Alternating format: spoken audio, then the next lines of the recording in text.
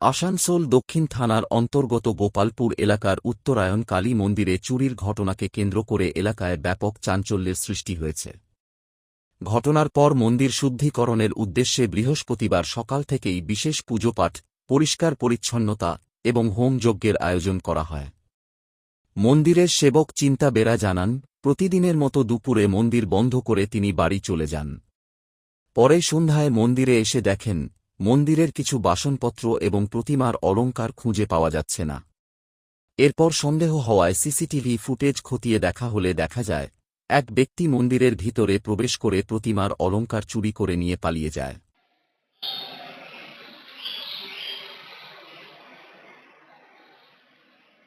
একটা সময় মন্দির আমি তালা বন্ধ করে চলে গেলাম বাইরে থেকে। তারপরে বিকালবেলা 5টার সময় যখন আমি মন্দির খুলতে এসেছি, তখন বাসনগুলো এলোমেলো ছিল। ভাবলাম বাসনগুলোকে গুছিয়ে দিই, বুঝতে পারলেন? তো বাসন গুছাতে গিয়ে দেখছি ঠাকুরের ভোগের থালা একটা পাওয়া যাচ্ছে না, দেখতে পাচ্ছি না সামনে। তারপরে খুঁজে খুঁজে খুঁজে আমার ছেলেটাকে বললাম কি ক্যামেরাটা দেখ তো, কে থালাটা নিয়ে নিল মায়ের ভোগের। তখন আমার ছেলেটা ক্যামেরাটা যেই দেখেছে, আমি তো শুধু থালাটাই দেখেছিলাম, অতটা খেয়াল করি নাই। তখন দেখছে চোর চুরিই করছে, বলছে চোর ঢুকে চুরি করছে। তারপরে দেখছি যে কাঁচরটা নাই, ওইখানে আপনার ঘন্টি নাই, ঘটি নাই। তারপর হ্যাঁ, ঘটনার খবর দেওয়া হয় আসানসোল দক্ষিণ থানার পুলিশকে। খবর পেয়ে পুলিশ ঘটনাস্থলে পৌঁছে তদন্ত শুরু করে এবং দ্রুত ব্যবস্থা নেওয়ার আশ্বাস দেয়। স্থানীয় বাসিন্দাদের দাবি, পুলিশ সূত্রে তারা জানতে পেরেছেন যে চুরি যাওয়া কিছু সামগ্রী ইতিমধ্যেই উদ্ধার করা হয়েছে। হ্যাঁ, পুলিশকে আমরা জানিয়েছিলাম। পুলিশ তাড়াতাড়ি চলে আসে, হ্যাঁ, এবং পুলিশের সমস্ত ব্যাপারে ইনকোয়ারি করে, ভিডিও ফুটেজ দেখে। তারপরে ওনার বলা কেস আমরা দেখছি, দেখার পর ওনারা মানে রাত 11টা নাগাদ ওনারা কিছু জিনিসপত্র আমাদেরকে রিকভারি করে দেয়, বাকিটা করে দেয়।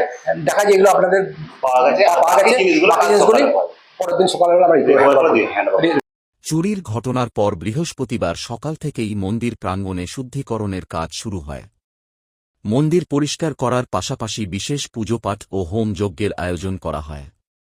মন্দিরের পুরোহিত জানান, মন্দিরে চুরির মতো অপ্রীতিকর ঘটনা ঘটায় ধর্মীয় রীতি মেনে শুদ্ধিকরণের জন্য এই বিশেষ পুজো ও হোম যজ্ঞের আয়োজন করা হয়েছে।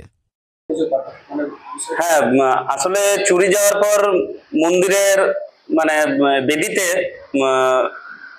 যে চোর, তার তো পদাঘাত হয়েছে।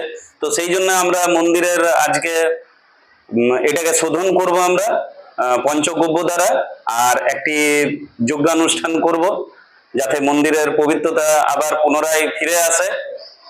মায়ের আমরা পুজো করে মায়ের কাছে আমরা ক্ষমা প্রার্থনা করব, আর আশা করব যাতে ভবিষ্যতে এরকম না হয়।